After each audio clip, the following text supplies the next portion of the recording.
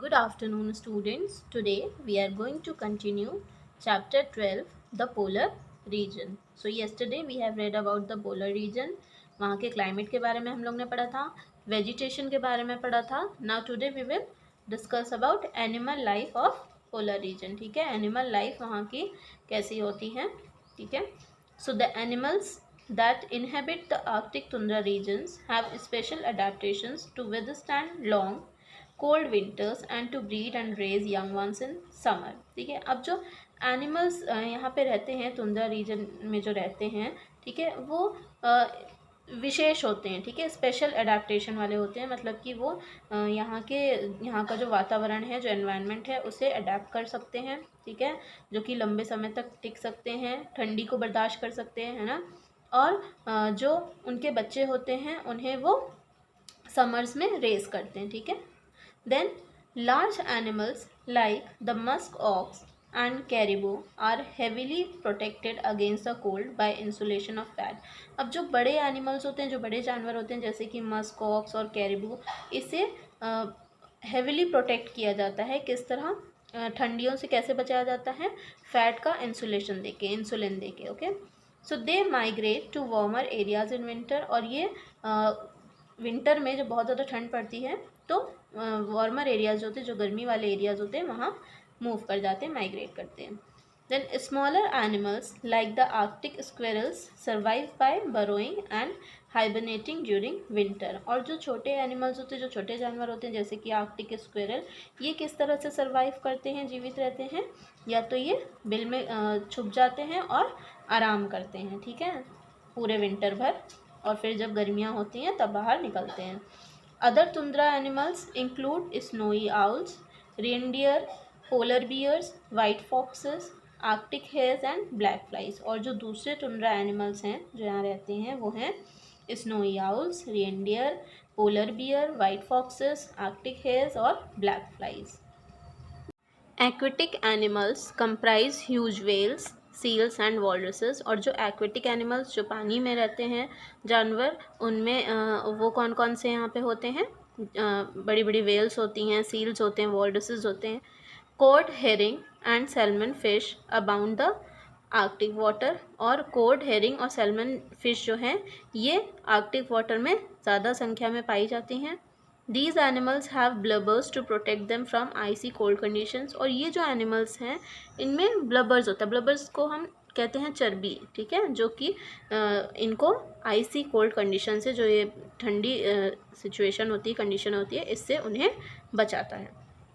Arctic terns and seagulls migrate between the two poles all the year round. और जो Arctic turns और seagulls हैं ये दो पोल्स के बीच में पूरे साल घूमती रहती हैं, माइग्रेट करती हैं. Wild swans and geese are also found है. जंगली स्वैन्स और गीज जो हैं ये भी यहाँ पे पाए जाते हैं. Penguins inhabit the Antarctic region. और पेंगुइन्स जो हैं वो एंटार्क्टिक रीजन के इनहैबिट होते हैं, यहाँ रहते हैं, यहाँ के निवासी होते हैं. Reindeers are very important animals for the people of tundra region. ठीक है, रेनडियर्स जो है वो बहुत ही इम्पॉर्टेंट जानवर है यहाँ के लोगों के लिए. तुंद्रा रीजन के, तुंद्रा क्षेत्र जो है यहाँ के लोगों के लिए ये बहुत ही इम्पॉर्टेंट एनिमल है. Their milk, meat, skin and bones are use by the people. इनका जो मिल्क होता है, मीट होती है, स्किन जो होती है और जो बोन्स होती है, उसका इस्तेमाल किया जाता है लोगों के द्वारा, इसीलिए ये इम्पॉर्टेंट एनिमल है. These reindeers are much adapted to the climatic condition of the place. और ये यहाँ की जो climatic condition है उसे adapt कर लेते हैं, ज़्यादा इसे अच्छे से सहन कर लेते हैं. They dig the ice sheet to get their food which includes mosses and lichens. और ये जो आइस शीट होती है उसको खोद देते हैं अपने फूड को पाने के लिए. और उसमें क्या होता है? जो काई और जो घास और जो झाड़ियाँ होती हैं उसे ये खाते हैं. Reindeers are also used by people to draw their sledges. Reindeers का इस्तेमाल लोगों के द्वारा अपने स्लेजेस बनाने के लिए भी किया जाता है. अब जो लोहे के हथौड़े और हथियार होते हैं उन्हें बनाने के लिए भी यूज़ करते हैं रेनडियर्स को लोग. Next topic is human settlements. अब यहाँ पे ह्यूमन सेटलमेंट कैसा है उसके बारे में हम इस टॉपिक में पढ़ेंगे. People had settled in the polar region of the northern hemisphere in 980 AD.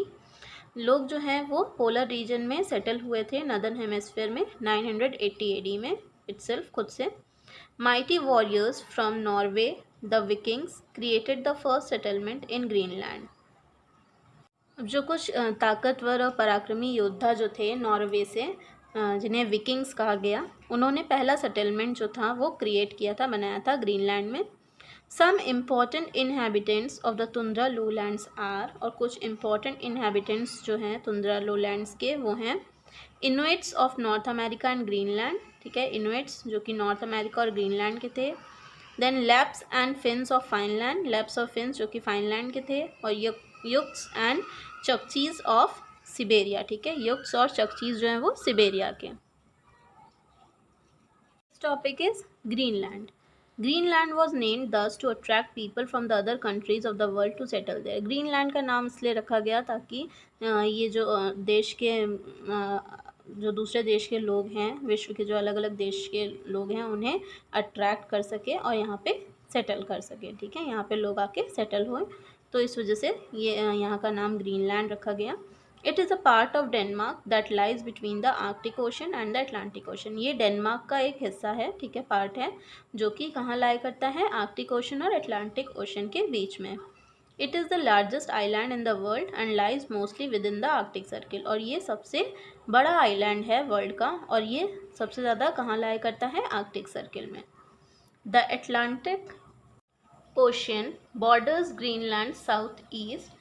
जो अटलांटिक ओशन है वो बॉर्डर करता है ग्रीनलैंड के साउथ ईस्ट को, और ग्रीनलैंड सी को अपने ईस्ट से, ठीक है, बॉर्डर करता है, और आर्कटिक ओशन को अपने नॉर्थ से, और बैफिन बे को अपने वेस्ट से बॉर्डर करता है।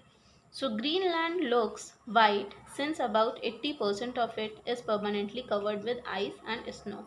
ग्रीनलैंड जो है वो वाइट दिखता है करीब 80% तक। क्यों? क्योंकि ये परमानेंटली कवर्ड होता है आइस और स्नो से, हमेशा ढका होता है बर्फ़ से, ठीक है। So sometimes huge pieces of ice break and slide down into the sea as icebergs. और कभी कभी ऐसा होता है कि जो बड़े बड़े टुकड़े होते हैं आइस के, वो टूट जाते हैं और वो स्लाइड होके समुद्र में गिरते हैं, जिसे कहते हैं icebergs. They are very dangerous for the ships as they are mostly not clearly visible due to heavy fog in the region।